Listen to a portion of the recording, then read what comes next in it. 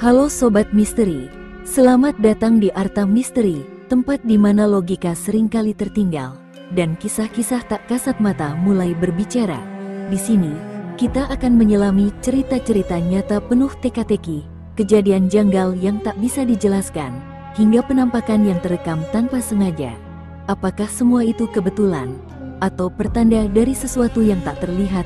Bersiaplah, karena perjalanan kita malam ini akan menembus batas antara dunia nyata dan dunia gaib.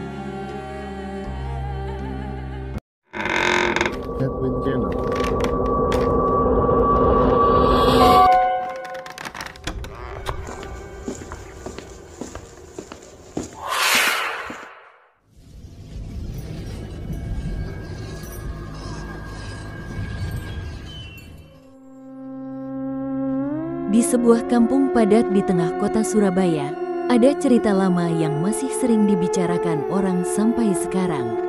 Kampung itu kelihatannya biasa aja, rumahnya rapat-rapat, jalannya sempit, motor sering susah papasan. Tapi ada satu hal yang bikin kampung itu beda dari yang lain. Warga sekitar sering cerita kalau di kampung itu, tiap malam Jumat, suka muncul uang berserakan di pinggir jalan. Uangnya bukan cuma recehan 500 perak atau seribuan, tapi kadang pecahan 50.000, 100.000, bahkan ada yang nemu gepokan. Tapi anehnya, uang itu kayak tiba-tiba ada. Gak ada yang tahu siapa yang naruh, gak ada yang lihat siapa yang buang. Uang itu kayak muncul sendiri. Orang-orang nyebutnya uang buangan. Ada juga yang bilang itu uang tumbal. Cerita tentang uang buangan itu udah lama beredar. Katanya, uang itu milik orang yang pesugihan. Orang yang mau kaya instan, tapi gak mau kerja keras. Jadi caranya, mereka buang uang di jalan sebagai syarat tumbal. Siapa aja yang pungut uang itu, bakal jadi tumbalnya. Iya, jadi gantiin si orang pesugihan tadi. Katanya sih gitu. Banyak yang percaya. Tapi banyak juga yang ngerasa itu cuma mitos kampung yang dibuat-buat biar orang gak serakah. Tapi masalahnya, udah beberapa kali ada orang luar kampung yang nemu uang buangan itu terus hilang secara misterius. Ada tukang bakso yang lewat malam-malam, lihat uang berserakan, dipungut, katanya buat tambahan modal. Besoknya, orang itu gak kelihatan lagi. Gerobaknya ketemu di pinggir jalan. Kosong, orangnya hilang kayak ditelan bumi. Pernah juga ada ibu-ibu yang ambil uang di deket pohon besar, abis itu katanya sering ketempelan. Anaknya sakit keras dan meninggal gak lama kemudian. Sejak itu, warga kampung makin yakin kalau uang buangan itu memang uang pesugihan yang minta tumbal. Tapi tetap aja, ada orang yang penasaran dan berani ambil. Soalnya uang itu benar-benar menggoda. Siapa sih yang gak tergoda kalau lihat uang 50 ribuan berserakan kayak daun jatuh? Apalagi kalau lagi butuh. Kadang rasa penasaran dan kebutuhan itu bikin orang lupa sama bahaya yang sudah dikasih tahu sejak lama. Dimas, anak muda kampung itu, juga sering dengar cerita-cerita itu. Tapi dia tipe orang yang gak gampang percaya sama hal mistis. Menurut dia, semua itu cuma sugesti. Dia sering bilang ke temen-temennya, kalau bener uang itu bahaya, kenapa masih ada orang yang kaya gara-gara nemu? Kenapa gak langsung mati di tempat? Palingan tuh uang jatuh dari orang mabuk. Temennya, Arif, sering ngingetin, Mas, ini bukan main-main. Kalau uang buangan itu udah kamu pungut, kamu bakal dilihatin terus sama yang punya. Udah banyak kejadiannya, gak percaya tanya aja ke Pak RT. Tapi Dimas cuma ketawa. Ah, lebay kamu, Rif. Jangan takut sama uang. Dimas gak tahu kalau sebentar lagi dia bakal ngalamin sendiri kejadian yang selama ini dia anggap dongeng. Dia gak tahu kalau malam itu bakal jadi malam yang mengubah hidupnya selamanya. Malam dimana dia pulang sendirian, lepas dari tongkrongan, dan nemu uang buangan pertama kalinya. Uang yang bakal bikin dia kaya, tapi juga bikin dia terjebak dalam perjanjian yang gak kelihatan. Malam itu, Bau bunga melati samar tercium di udara. Suasana kampung sepi, cuma suara cicak dan angin yang berhembus pelan. Dan di ujung jalan kecil, dekat pohon besar yang katanya angker, uang-uang itu sudah menunggu siapa yang berani memungutnya. Malam itu, Dimas pulang agak larut. Biasanya dia nongkrong bareng Arif dan beberapa temannya di warung kopi pinggir jalan sampai jam 10 malam. Tapi malam ini, mereka bubar lebih cepat karena hujan gerimis mulai turun. Jalan kampung agak becek, lampu-lampu jalan juga banyak yang mati. Dimas santai aja, dia udah biasa lewat jalanan itu sendirian. Lagian kampungnya gak terlalu luas, jadi walaupun gelap, dia udah hafal tiap sudutnya. Waktu dia sampai di tikungan dekat pohon besar yang sering disebut angker sama warga, dia tiba-tiba berhenti, matanya melotot, badannya refleks mundur setengah langkah. Di depan dia, tepat di bawah pohon, ada uang berserakan. Uang itu gak cuma selembar 2 lembar, tapi banyak nyebar kayak daun jatuh. Pecahan 50 ribuan, bahkan ada yang 100 ribuan. Dimas berdiri diam, ngerasa aneh. Tapi di dalam hatinya, ada rasa penasaran yang gak bisa dia tahan. Masa sih ini uang buangan? Mana mungkin, kan katanya cuma cerita kampung. Dia nengok kanan kiri, gak ada orang. Sepi, angin cuma sesekali lewat sambil bawa bau tanah basah. Suara gerimis tipis-tipis masih terdengar. Dimas jongkok pelan, tangannya gemetaran sedikit. Tapi rasa ingin tahu dan tergiur sama uang itu lebih besar dari rasa takutnya. Ya Allah, ini beneran uang? Siapa yang buang beginian? Dia pungut 1 lembar, dipegangnya kuat-kuat, diperhatiin baik-baik. Uangnya asli, bukan mainan, bukan sobekan koran.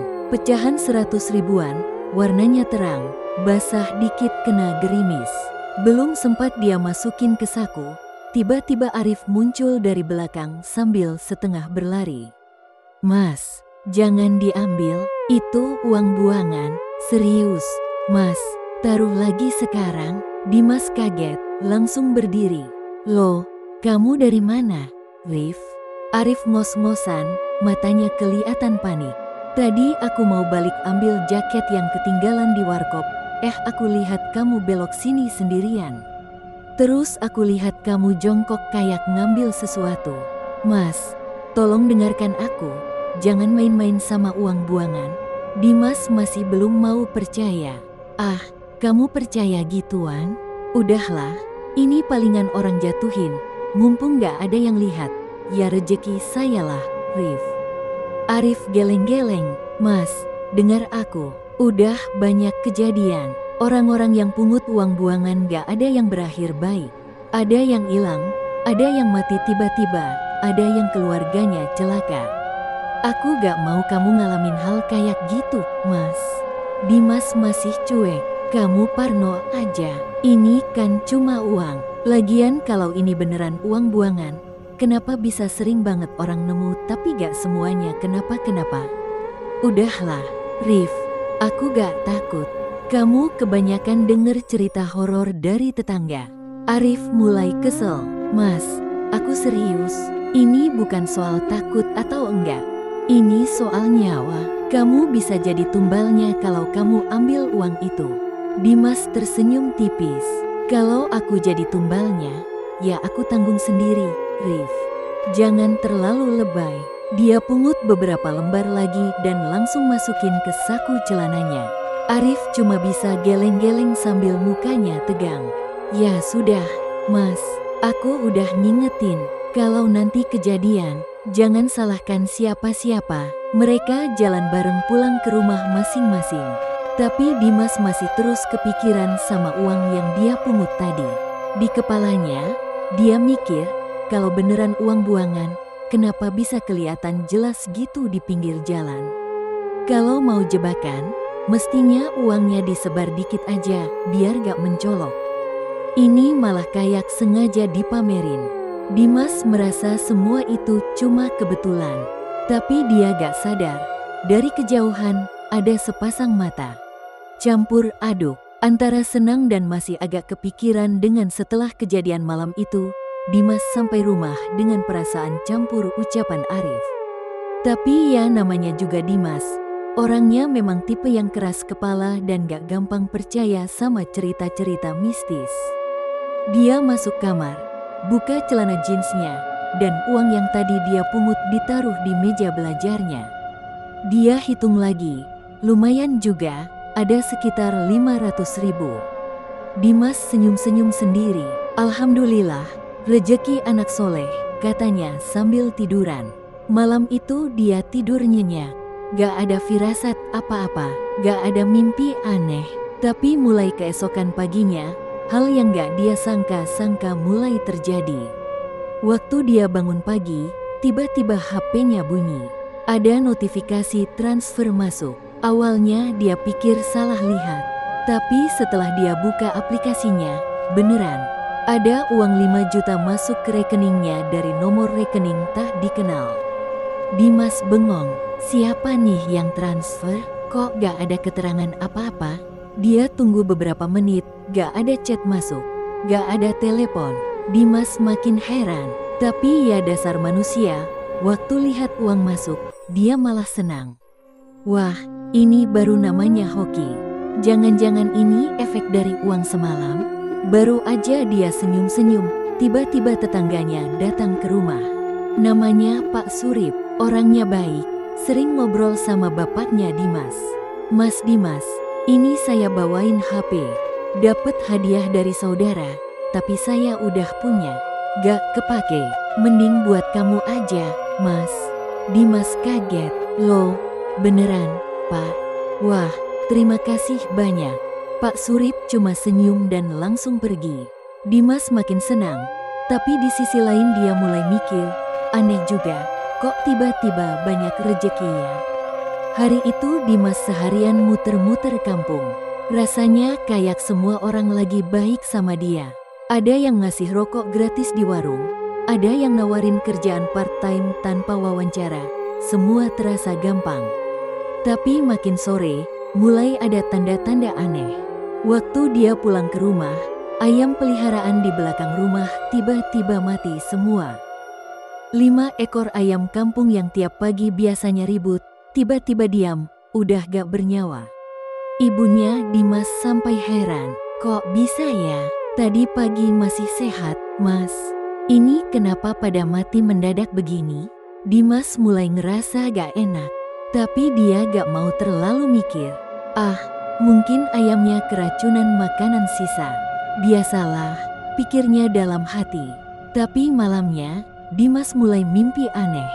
Dalam tidurnya, dia kayak jalan di tengah hutan gelap. Angin kencang, bau busuk nyengat hidung, dan dari kejauhan ada suara perempuan tua yang ketawa cekikikan. Uangku, uangku, balikin uangku. Suara itu terdengar makin dekat, sampai tiba-tiba wajah perempuan tua itu muncul di depan Dimas. Matanya merah, rambutnya panjang kusut, kulit wajahnya keriput dan bolong-bolong seperti bekas luka bakar. Balikin uangku atau nyawamu gantinya. Dimas teriak kencang dan langsung bangun dengan nafas ngos-ngosan, keringat dingin ngucur deras. Jantungnya deg-degan, tenggorokannya kering. Dia lihat jam di HP, masih jam 2 pagi. Kamar terasa dingin, padahal gak nyalain kipas. Dimas duduk lama di kasur, mikirin mimpi itu. Apa ini cuma bunga tidur ya? Atau aku beneran kebawa masalah? Besok paginya, Dimas cerita ke Arif soal mimpi itu. Arif langsung pucat. Mas, kamu udah kebawa. Aku udah bilangin, uang itu gak bisa dipakai sembarangan. Kamu udah megang haknya mereka. Dan sekarang, mereka lagi nyari kamu. Dimas mulai panik. Terus aku harus gimana, Rif? Arif geleng pelan. Aku juga gak tahu, Mas. Yang jelas, kamu harus balikin uang itu. Tapi masalahnya, sebagian udah kamu pakai, kan? Dimas terdiam. Dia mulai sadar. Mungkin uang yang dia kira rejeki, sebenarnya adalah awal dari kutukan yang gak bisa dia hindari. Keesokan harinya, Dimas udah siapin sisa uang yang belum dia pakai. Dia masukin semua ke dalam kantong plastik hitam, tangannya gemetaran waktu ngelipat plastiknya. Wajahnya pucat, matanya sembab karena semalam dia gak tidur sama sekali. Setiap mau merem, suara perempuan tua itu selalu muncul. Bisikan lirih yang makin lama makin nyaring, kadang kayak ada yang megang pundaknya. Dimas udah gak kuat lagi, dia pengen semua ini cepet selesai. Sore itu, Dimas ketemuan sama Arif dan mereka berangkat bareng ke rumah Pak Yasin. Di perjalanan, Dimas gak banyak ngomong, Arif juga kelihatan cemas. Udara sore itu aneh, mendung tapi panas, jalan kampung sepi kayak orang-orang pada males keluar rumah. Sampai di rumah Pak Yasin, mereka langsung disambut. "Mas, kamu sudah siap?" tanya Pak Yasin sambil menatap dalam. Dimas cuma mengangguk pelan. Pak Yasin bawa mereka ke belakang rumah, ke sebuah ruangan kecil yang isinya cuma tikar dan dupa yang sudah menyala. Bau menyan makin kuat, suasana jadi makin mencekam. "Kamu harus ikut ritual malam ini, Mas. Kita harus manggil dia, dan kamu harus balikin uangnya langsung ke pemiliknya." Dimas makin pucat. Saya harus ketemu makhluk itu, Pak." Pak Yasin mengangguk serius. "Iya, kalau kamu gak berani, urusannya gak akan selesai. Dia udah ngikutin kamu terus. Dia udah nandain kamu." Malam itu, sekitar jam 12, ritual dimulai. Dimas disuruh duduk di tengah lingkaran garam, sambil megang kantong plastik berisi uang. Pak Yasin mulai baca mantra dengan suara pelan tapi bergetar. Sesekali diiringi bunyi kentongan kecil yang digetarkan. Angin dingin mulai masuk dari celah jendela. Bau anyir yang kemarin Dimas cium di kamarnya tiba-tiba muncul lagi, makin lama makin menusuk. Tiba-tiba, ruangan itu kayak jadi lebih gelap. Lampu redup, nyala lilin mulai berkedip-kedip. Arif duduk di sudut ruangan sambil merapatkan tubuhnya. Dimas mulai merasa badannya berat, pundaknya kayak ditekan sesuatu. Suara Pak Yasin makin keras. "Kalau kamu di sini, tunjukkan dirimu. Dia sudah bawa yang kamu mau. Datang dan ambil hakmu." Beberapa detik kemudian, suara itu muncul lagi. "Uangku, uangku." Tapi kali ini suaranya gak lagi dari jauh, tapi udah ada di dekat Dimas. Dimas gemetaran, keringatnya bercucuran. Tiba-tiba, sosok perempuan tua itu muncul di pojok ruangan. Rambutnya panjang, basah, wajahnya rusak penuh luka dan belatung, matanya merah menyala. Dimas hampir pingsan, kakinya lemas, suaranya tercekat. Ini uangnya, saya balikin." Tangannya gemetar waktu dia dorong kantong plastik itu ke arah sosok tersebut. Perempuan itu melangkah pelan, suaranya lirih tapi tajam. "Kamu sudah pakai uangku, kamu utang, bayar dengan nyawamu." Pak Yasin segera menghalangi. "Tidak bisa, dia sudah menyerahkan sisanya. Ambil yang jadi hakmu, jangan ganggu nyawanya." Perempuan itu terdiam, matanya menatap tajam ke Dimas. "Kalau begitu, akan ada gantinya, aku ambil yang dekat dengannya." Tiba-tiba ruangan bergetar, angin berputar kencang, suara tangisan dan jeritan terdengar bersahut-sahutan. Dimas teriak, "Jangan, ambil aja semuanya, jangan ganggu keluarga saya." Tapi sosok itu menghilang, meninggalkan suara tawa cekikikan yang memekakkan telinga. Pak Yasin menenangkan Dimas. "Kamu sudah balikin uangnya, tapi mereka tetap minta ganti. Biasanya, mereka akan ambil sesuatu yang kamu sayang. Kamu harus bersiap." Dimas langsung teringat ibunya. Jantungnya berdegup kencang. Dia panik, langsung berdiri dan buru-buru pamit pulang. Malam itu, Dimas lari sekencang-kencangnya menuju rumahnya. Tapi dia gak tahu, mungkin semuanya udah terlambat. Dimas cuma bisa istighfar, sambil menatap api yang pelan-pelan padam. Dalam hati dia janji, dia gak akan pernah lagi serakah. Dia gak akan lagi ngambil yang bukan haknya. Tapi dia juga tahu, pintu itu mungkin gak akan pernah benar-benar tertutup. Dimas lari pulang secepat-cepatnya. Napasnya udah hampir habis, kakinya gemetar, tapi dia gak peduli. Di kepalanya cuma ada satu hal, ibunya. Sepanjang jalan dia gak berhenti nyebut nama Allah, berharap dia masih sempat nyelamatin orang yang paling dia sayang. Hatinya makin deg-degan waktu rumahnya udah kelihatan. Pintu rumah terbuka, lampu teras mati, suasana kampung udah sepi. Dimas langsung teriak, Bu, ibu di mana?" Dia masuk rumah sambil terengah-engah. Dapur sepi, ruang tamu kosong, gak ada suara apapun. Dimas panik. Dia lari ke kamar ibunya, pintu kamar kebuka setengah. Dimas langsung dorong pintunya. Ibunya lagi duduk di kasur, kelihatan sehat, lagi lipat-lipat baju. Dimas langsung lemas, lega setengah mati. "Ya Allah, Bu, saya kira ibu kenapa-kenapa." Ibunya kaget lihat Dimas yang ngos-ngosan. "Mas, kamu kenapa? Kok kayak orang abis dikejar setan?" Dimas cuma duduk di lantai sambil berusaha nenangin napasnya. "Gak apa-apa, Bu, saya cuma takut aja."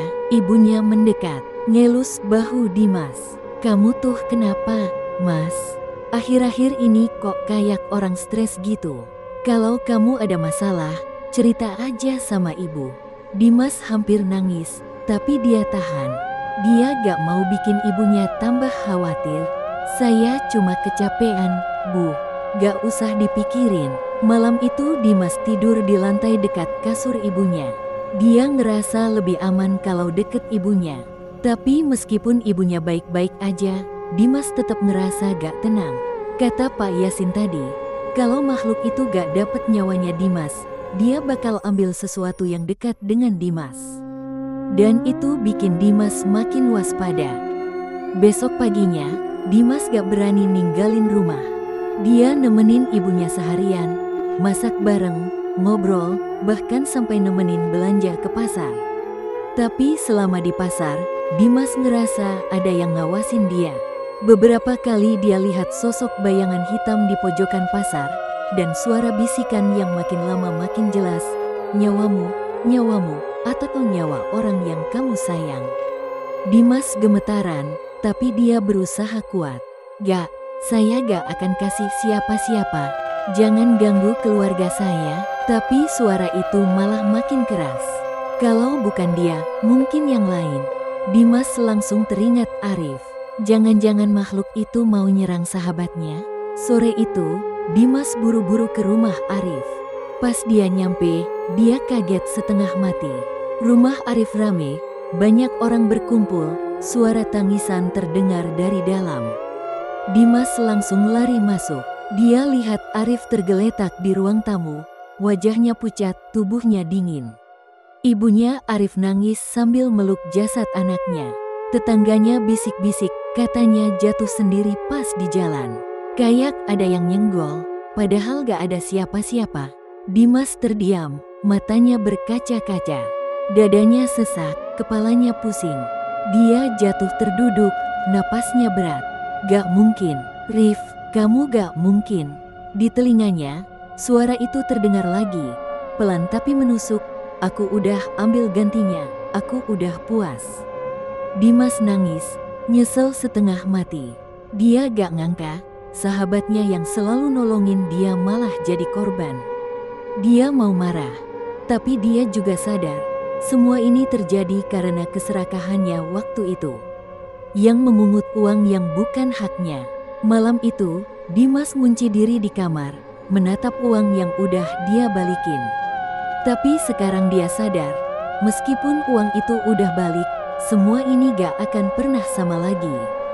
Kehilangan Arif jadi harga mahal yang harus dia bayar karena satu keputusan kecil yang awalnya dia kira cuma iseng.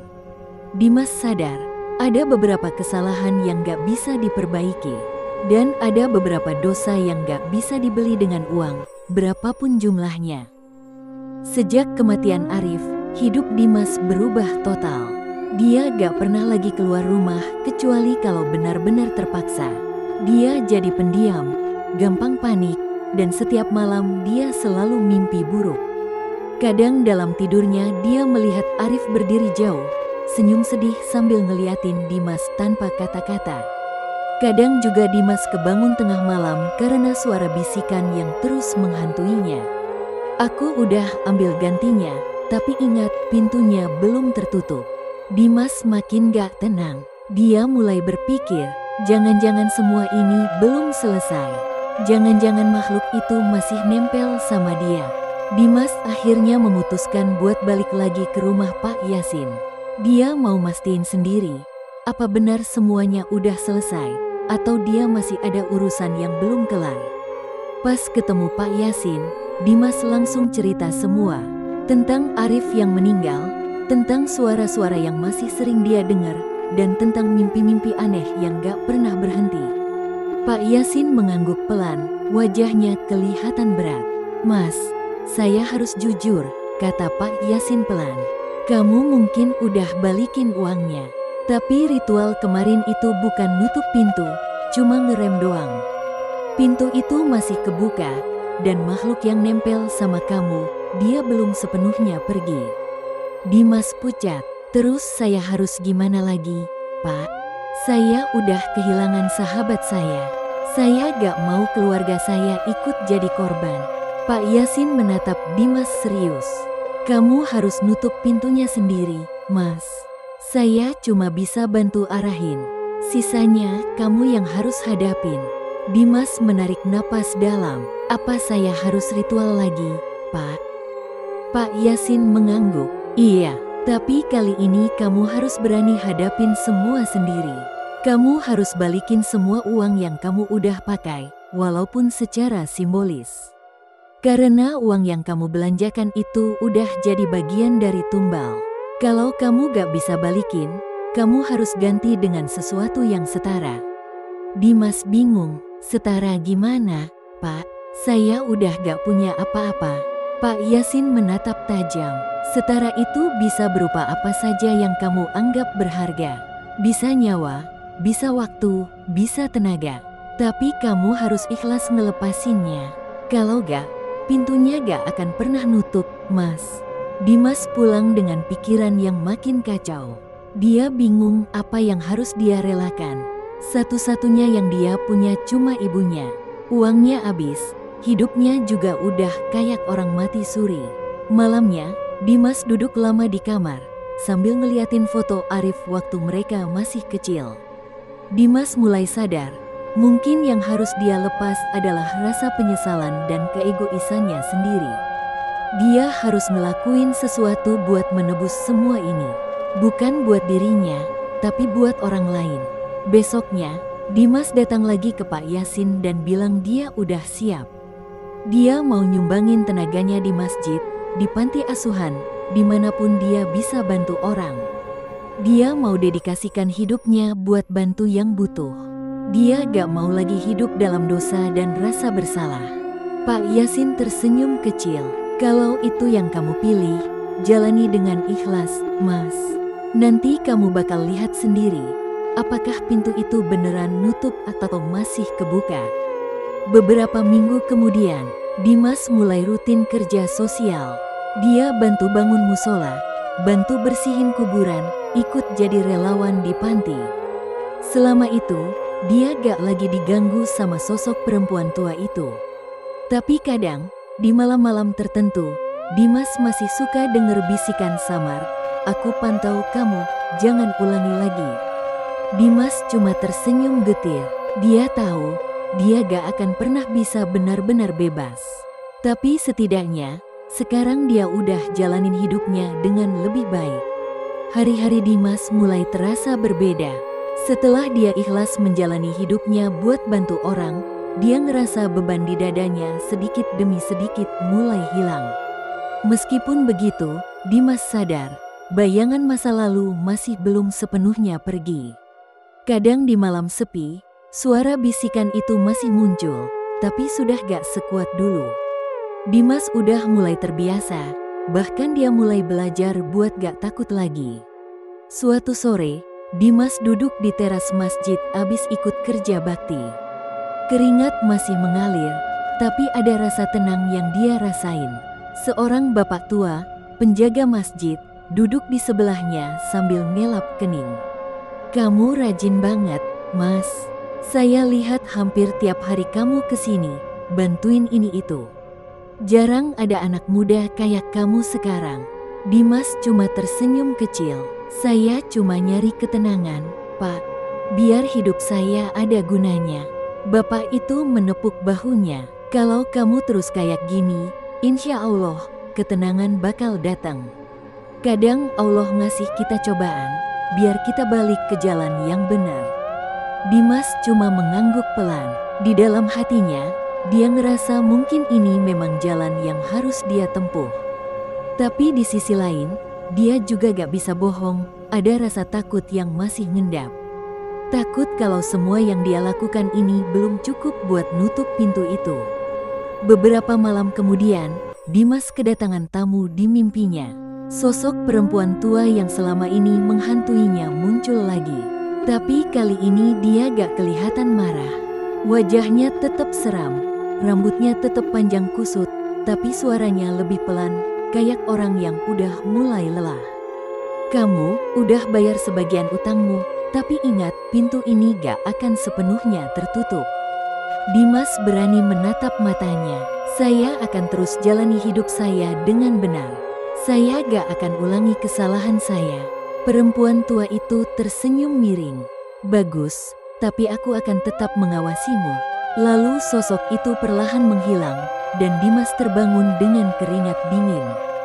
Tapi anehnya, dia ngerasa lega. Mungkin makhluk itu udah gak dendam lagi, tapi tetap jadi pengingat buat dia supaya gak salah langkah lagi. Sejak saat itu, Dimas makin giat bantu orang. Dia gak lagi mikirin diri sendiri, dia selalu inget sama Arif, sahabatnya yang udah jadi korban. Kadang dia mampir ke rumah Arif, sekadar nganterin makanan atau bantu ibunya Arif belanja. Rasa bersalah itu masih ada, tapi sekarang dia udah bisa nerima. Dia tahu gak semua bisa dia perbaiki, tapi setidaknya dia bisa ngelakuin yang terbaik buat kedepannya. Tapi cerita Dimas gak berhenti di situ. Suatu hari, waktu dia lagi beres-beres di masjid, dia nemuin sesuatu yang bikin jantungnya hampir copot. Di pojokan ruang wudhu, dia nemuin sebuah kantong plastik hitam. Mirip banget sama kantong yang dulu dia pungut waktu awal semua kejadian ini terjadi. Pelan-pelan dia buka plastik itu. Dan ternyata, di dalamnya ada uang. Uang lembaran lusuh, basah, dengan bau anyir yang sama kayak waktu itu. Dimas langsung berdiri, mundur beberapa langkah. Badannya gemetaran, napasnya gak karuan. Dia langsung lari keluar masjid, matanya nyari Pak Yasin. Tanpa pikir panjang, dia langsung telepon Pak Yasin dan cerita semua. Di ujung telepon, suara Pak Yasin terdengar berat. "Mas, mungkin kamu sedang diuji lagi. Kadang setan bisa ngasih umpan yang sama buat lihat apakah kita udah benar-benar belajar dari masa lalu." Dimas ketakutan. "Saya harus apa, Pak? Saya takut kejadian itu terulang lagi." Pak Yasin menjawab dengan tegas. "Kalau kamu gak mau masuk ke lingkaran yang sama, jangan pernah sentuh lagi uang itu. Anggap aja itu bukan milik kamu. Segera buang atau bakar, jangan dibawa pulang." Tanpa pikir panjang, Dimas langsung ambil kantong plastik itu dengan tangan gemetaran. Dia bawa ke tempat sampah, dia tuangin bensin dari motor orang yang dia pinjam, lalu dia bakar. Api menyala tinggi, dan di tengah kobaran api itu, Dimas sempat dengar bisikan halus. "Kamu sudah belajar, tapi ingat, aku selalu ada." Dimas cuma bisa istighfar, sambil menatap api yang pelan-pelan padam. Dalam hati dia janji, dia gak akan pernah lagi serakah. Dia gak akan lagi ngambil yang bukan haknya. Tapi dia juga tahu, pintu itu mungkin gak akan pernah benar-benar tertutup.